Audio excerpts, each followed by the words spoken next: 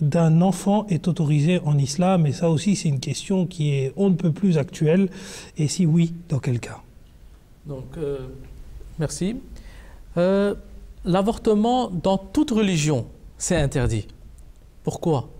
Parce que déjà, ce n'est pas nous qui donnons la vie à quelqu'un, c'est Dieu.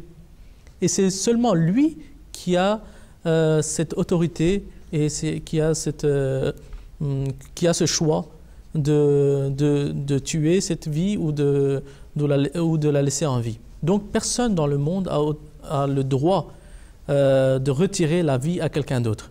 C'est seulement Dieu, puisque c'est lui qui donne la vie et c'est lui qui la retire. Deuxièmement, on peut dire qu'il y a un certain cas où c'est permissible. Et c'est dans le cas où l'enfant qui va naître, il met en danger la mère, la vie de la mère.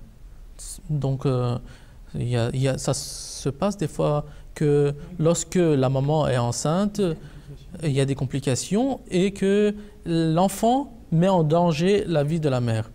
À ce moment-là, c'est autorisé, et non seulement c'est autorisé, c'est préférable dans l'islam, qu'on maintient la vie de la mère, puisqu'elle a déjà établi une vie, elle a des relations, elle a une famille. L'enfant qui va naître, il n'est pas encore arrivé au monde.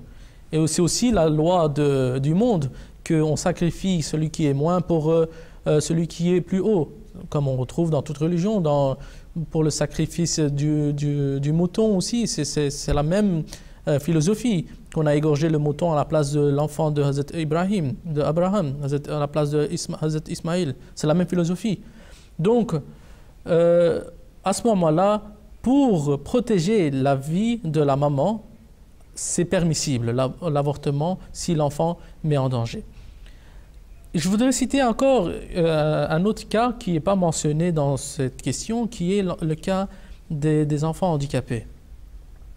Quelqu'un peut penser que si les médecins aujourd'hui, la science a évolué, et ils peuvent prédire ça, que l'enfant qui va naître va être handicapé. À ce moment-là, qu'est-ce qu'on doit faire? Les gens disent, des fois, il y a des gens qui doutent. Et encore une fois, la vie qui va venir, qui sera handicapée ou qui sera bien normale, ce n'est pas nous qui la donnons, c'est Dieu.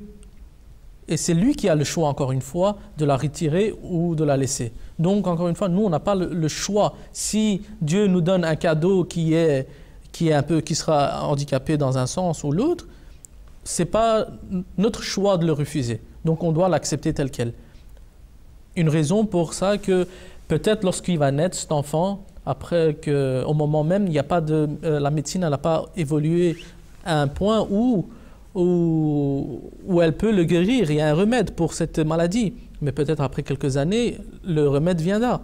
Et c'est comme ça que la science va évoluer. S'il n'y a pas de malade, il n'y aura jamais de guérison. Il n'y aura jamais de remède. Donc c'est aussi une philosophie que Dieu a mis sur terre, qu'il y a toujours des choses, des malades ou bien des maladies pour que la science et l'être humain progressent.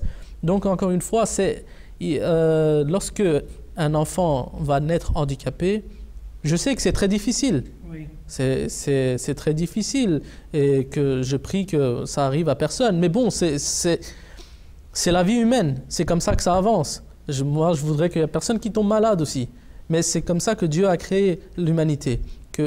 Et lorsque il y a une telle situation, on doit prier à Dieu et peut-être le remède viendra. Parce que le saint prophète sallallahu alayhi wa sallam, il a dit que toute maladie a une guérison.